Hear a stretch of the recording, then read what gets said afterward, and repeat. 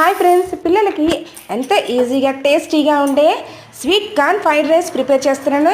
Lunch box recipe అండి. ఇది చాలా ఈజీగా 10 మినిట్స్లో కంప్లీట్ అయిపోతుంది. ముందుగా ఈ ఫ్రైడ్ రైస్ కోసం నార్మల్ రైస్ కానీ బాస్మతి రైస్ కానీ తీసుకొని నీట్గా క్లీన్ చేసుకొని అందులో కొద్దిగా సాల్ట్, మంచి ఫ్లేవర్ కోసం ఇలాచి, దాల్చిన చెక్క, అనాస పువ్వు, లవంగాలు వేసుకొని ఒక 10 మినిట్స్ ఒక గ్లాస్ వాటర్ వేసుకొని నాననిద్దాం. ఇప్పుడు ఫ్రెష్ స్వీట్ కార్న్ తీసుకొని గింజలు వెల్చుకొని పక్కన పెట్టుకోవాలి. మంచి టేస్ట్ కోసం గ్రీన్ పీస్ కూడా బాయిల్ చేసుకొని తీసుకున్నాను. ఇప్పుడు పాన్ హీట్ అయిన తర్వాత 2 టేబుల్ స్పూన్ నెయ్యి వేసుకొని అందులో కాజును ఫ్రై చేసుకున్న తర్వాత సన్నగా కట్ చేసిన ఆనియన్స్, పచ్చిమిర్చి కూడా గోల్డెన్ కలర్ వచ్చే వరకు బాగా ఫ్రై చేసుకోవాలి. ఇందులో కొద్దిగా సాల్ట్ వేసుకుంటే త్వరగా ఆనియన్స్ ఫ్రై అయిపోతాయి. ఇలాగా స్వీట్ కార్న్ గింజల్ని, క్యారెట్ ముక్కల్ని, ఉడకబెట్టిన గ్రీన్ పీస్ ముక్కల్ని, కొత్తిమీరని, పుదీనాని, టమాటాలని కూడా కొద్దిగా అలా పచ్చివాసన పోయే వరకు ఫ్రై చేసుకోవాలి.